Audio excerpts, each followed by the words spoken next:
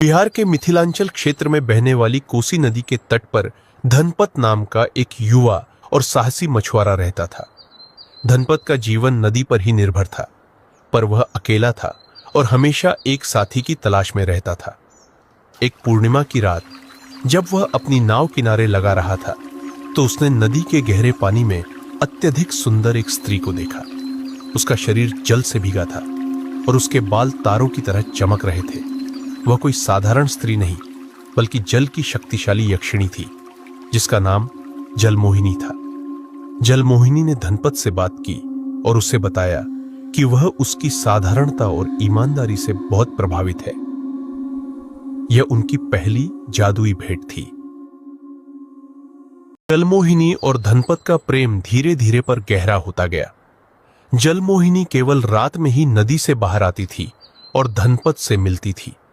उसने धनपत को अद्भुत शक्तियां दी, जिससे उसका मछली पकड़ने का काम बहुत आसान हो गया।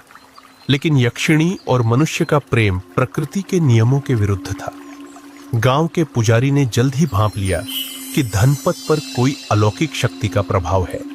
उन्होंने धनपत को चेतावनी दी कि यक्षिणी का प्रेम क्षणिक और खतरनाक होता है, क्योंकि उसकी दुनिया अलग है। पुजारी ने धनपत को जलमोहिनी को हमेशा के लिए छोड़ने का कठोर आदेश दिया, अन्यथा गांव को नदी के प्रकोप का सामना करना पड़ेगा। गांव और जलमोहिनी के बीच धनपत बुरी तरह फंस गया था। जब जलमोहिनी को पता चला कि उसके कारण गांव खतरे में है, तो उसने एक कठिन फैसला लिया।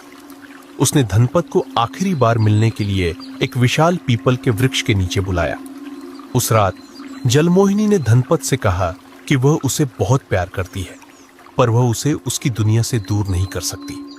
उसने धनपत को एक तावीज दिया और वादा किया कि वह हमेशा नदी के रूप में उसकी रक्षा करेगी। अगले ही पल जलमोहिनी नदी के गहरे पानी में हमेशा के लिए विलीन हो गई। धनपत ने अपना प्रेम तो खो दिया, पर उस दिन से कोसी नदी ने गांव को कभी नुकसान नहीं पहुंचाया और धनपत उसकी यादों के सहारे अपना जीवन व्यतीत करने लगा।